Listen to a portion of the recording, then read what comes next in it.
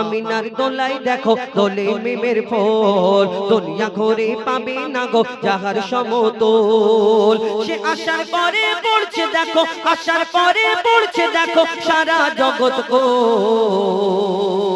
কি পড়ে? বলে লা ইলাহা ইল্লাল্লাহু মুহাম্মাদ রাসূল, লা ইলাহা ইল্লাল্লাহু মুহাম্মাদ রাসূল।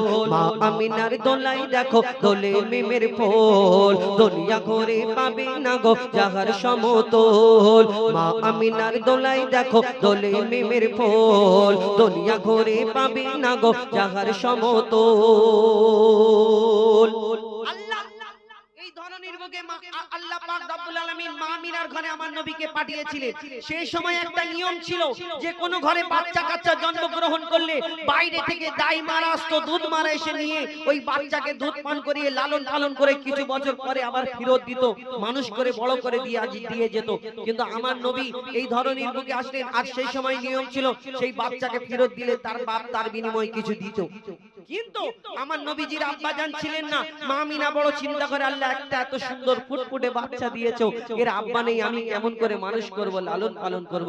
তখন আল্লাহ পাক রব্বুল আলামিন মা আমিনা যখন এই কথা বলে দুঃখ করে, আল্লাহ কি খবর পাঠায় কবি ছন্দের মাধ্যমে লিখছে দেখো।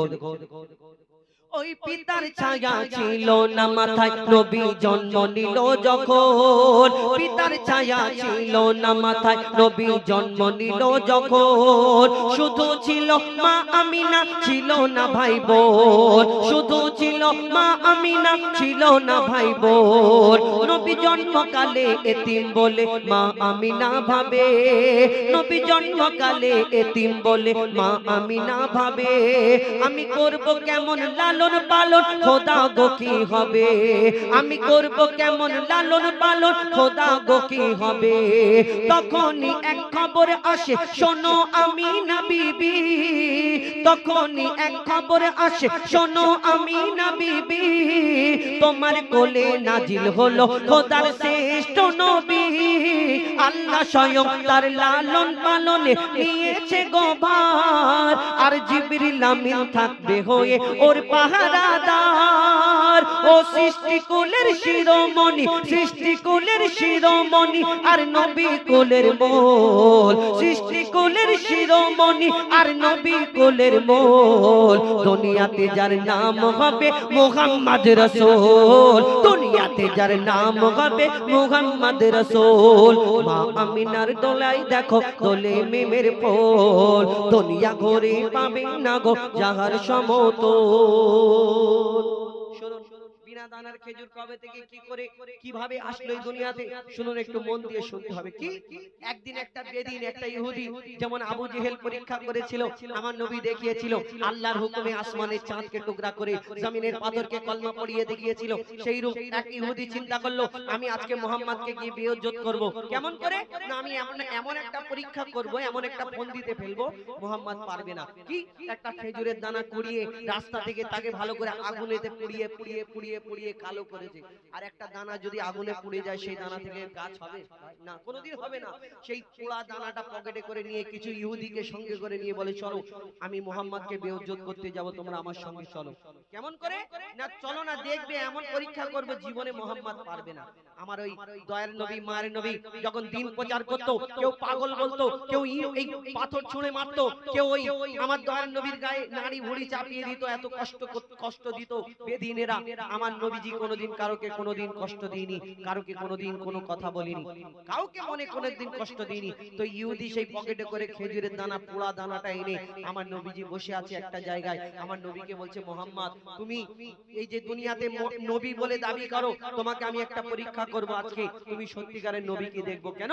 তোমার আগে অন্যান্য নবীরা এসেছে, অনেক মজেজা দেখিয়েছে, কেউ মুর্দাকে জিন্দা করে দেখিয়েছে, কিন্তু তুমি নবী মুহাম্মদ কি সত্যিকারের, আমি আজকে পরীক্ষা করতে চাই।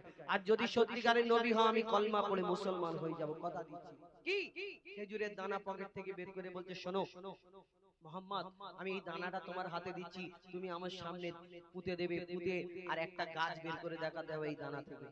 দিয়ে হাসাহাসি করছে, যে মনে করছে মোহাম্মদ ভয়ে পালাবে। দেখছে পোড়া দানা কি করে গাছ হবে। মোহাম্মদ এই দানা থেকে আমাকে একটা গাছ বের করে দেখাতে হবে। আমার দয়ার নবী কিছুক্ষণ চুপ করে আছে, সে ভাবছে এইবার ছুট মারবে, এইবার ছুট মারবে। আমার দয়ার নবী মিচকি হেসে হাতটা বাড়িয়ে দিয়ে বলছে, শোনো ইহুদি, তুমি আমার হাতে এই দানাটা দাও, আমি তোমার সামনে দানাটা পুঁতে দেবো। এখানে তুমি একটা গাছ দেখতে চাও তো? এখানে আল্লাহর হুকুমে তুমি যে বলেছো একটা গাছ দেখতে চাও, শুনে রাখো, তুমি আমার হাতে দানাটা দাও, আমি তোমার সামনে পুঁতে দিচ্ছি। শুধু এখানে একটা গাছ হবে না, একদিনে একটা গাছ হবে, গাছেতে ফল হবে, এই ফলও কালকে তোমাকে খাওয়াবে ইনশাআল্লাহ আল্লাহর হুকুমে। আমার দয়ার নবী যখন বলে একদিনে গাছ হবে, ফল হবে, তখন ইহুদি চিন্তা করে কি গো বলে কি? ইহুদির সাথীরা বলছে, শোনো মোহাম্মদ আসমানের চাঁদকে টুকরা করে দেখায়, জমিনের পাথরকে কলমা পড়িয়ে দেখায়, মোহাম্মদের সঙ্গে তুমি লেগো না, পারবে না। কেন? মোহাম্মদ হয়তো কোনো জাদু জানে, তুমি পারবে না। এইবার তার দুদিক থেকে ঘাম ছাড়ে, চিন্তা করছে এবার তো আমাকে কলমা পড়তে হবে, কি হবে? তারপর কি ঘটনা শুরু হচ্ছে দেখো, লিখছে দেখো। এক খেজুর দানা নিয়ে এক ইহুদি নবীর কাছে কয়, এক খেজুর দানা নিয়ে এক ইহুদি নবীর কাছে কয়, বলে তোমায় নবী মেনে নেব এই দানাতে যদি একদিনে গাছ হয়, তোমায় নবী মেনে নেব এই দানাতে যদি একদিনে গাছ হয়। আর সেই দানা নিয়ে নবী আমার মাটিতে পুঁতে হাসে, সেই দানা নিয়ে নবী আমার মাটিতে পুঁতে হাসে, বলে এই দানার ফল খাবে গোকাল ইহুদি তুমি এসে, এই দানার ফল খাবে গোকাল ইহুদি তুমি এসে।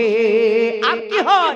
ভাবে ইহুদি সত্যি যদি এই দানাতে গাছ হয়ে যায়, সেই ভয়েতে গভীর রাতে ইহুদি দানা চুরি করে তুলে নেয়। ইহুদির আর ঘুম হয় না, শুধু উসপাস করছে, উসপাস করে চিন্তা করে যে এবার মোহাম্মদ যদি গাছ বের করে দেখে আমি তো কলমা পড়তে হবে, কি হবে? ঘুম হয় না, ঘুম থেকে উঠে গভীর রাতে আস্তে আস্তে আস্তে আস্তে আমার নবীজি যেখানে দানাটা পুঁতেছিল সেখানে পৌঁছে গেল, গিয়ে আস্তে আস্তে জমিনটা সরিয়ে দানাটা তুলে পকেটে ঢুকে চিন্তা করছে এবার কি করে গাছ বের করে দেখায় মোহাম্মদ আমি দেখবো। আরো লোকজন জোগাড় করছে, আর আল্লাহ যাকে সম্মান দেয় তার কারোর বাপের ক্ষমতা নেই, দুনিয়াতে তাকে অসম্মান করে। কি হয় তারপর কবি লিখছে দেখো, ভাবে ইহুদি সত্যি যদি এই দানাতে গাছ হয়ে যায়, সেই ভয়েতে গভীর রাতে ইহুদি দানা চুরি করে তুলে নেয়, সেই ভয়েতে গভীর রাতে ইহুদি দানা চুরি করে তুলে নেয়। পরের দিনে সেই ইহুদি নবীর সাথে গাছ দেখতে যায়, পরের দিনে সেই ইহুদি নবীর সাথে গাছ দেখতে যায়, গিয়ে দেখে সেথায় গাছ হয়ে ফল ভরে রয়, নবী তাকে নিজের হাতে সে গাছের খেজুর খেতে দেয়, আর খেজুর খেয়ে বলে ইহুদি এর দানা কোথায়? অনেকজন লোকজন নিয়ে গেছে, দেখবে মোহাম্মদ গাছ বের করে তো দেখাতে পারবে না দানা চুরি করেছে, কিন্তু আমার নবী সবাই সামনে তাকে ওই গাছের খেজুর পেড়ে দিচ্ছে। দেখো অরিজিনাল কি ডুপ্লিকেট, খাও খেয়ে দেখো, একটা দুটো তিনটে চারটে খেজুর যখন পেড়ে দেয় সে খাচ্ছে, খাওয়ার পরে এবার মাথা এরকম হয়ে গেছে, কথার আওয়াজটা আসতে হয়ে গেছে, বলছে মোহাম্মদ আর জীবনে তোমাকে প্রশ্ন করবো না, কিন্তু আর একটা প্রশ্ন করবো। আবার আরে একটা প্রশ্ন করবো কি না বলো, আরবের বুকে হাজার হাজার লক্ষ লক্ষ খেজুর গাছ আছে, সব খেজুর গাছে খেজুর হয়, খেজুরের মধ্যে দানা হয়, কিন্তু তোমার খেজুর গাছ হয়েছে খেজুর হয়েছে কিন্তু খেজুরের মধ্যে দানা নেই, কি ব্যাপার? একটা দুটো তিনটে খেজুর খেয়ে দেখে খেজুরের মধ্যে দানা নেই, কি ব্যাপার? আমার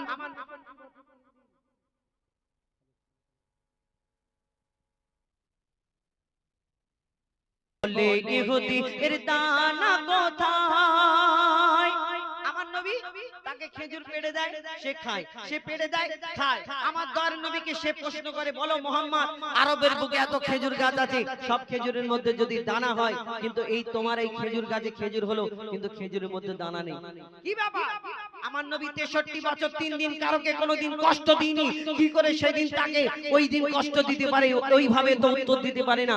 আমার নবী কি বলে আর শেষ পর্যন্ত কি হয় লিখছে দেখো, সেই খেজুর খেয়ে বলে ইহুদি এর দানা কোথায়? নবী বলে যে গাছের দানা, নবী বলে যে গাছের দানা রাতে চুরি হয়ে যায়, নবী বলে যে গাছের দানা রাতে চুরি হয়ে যায়, সেই বিনা দানার গাছের খেজুরে দানা কি আর হয়।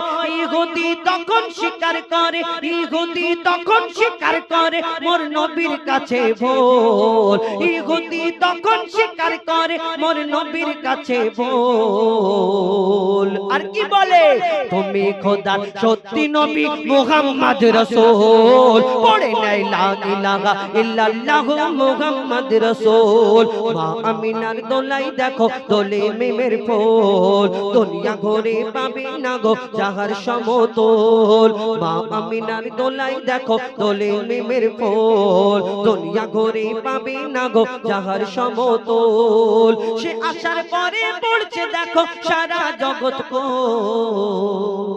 লা ইলাহা ইল্লাল্লাহু মুহাম্মদ রাসূল, লা ইলাহা ইল্লাল্লাহু মুহাম্মদ রাসূল। শুনলেন, একটি ঘটনামূলক গজল ফরমাইশ মোতাবেক।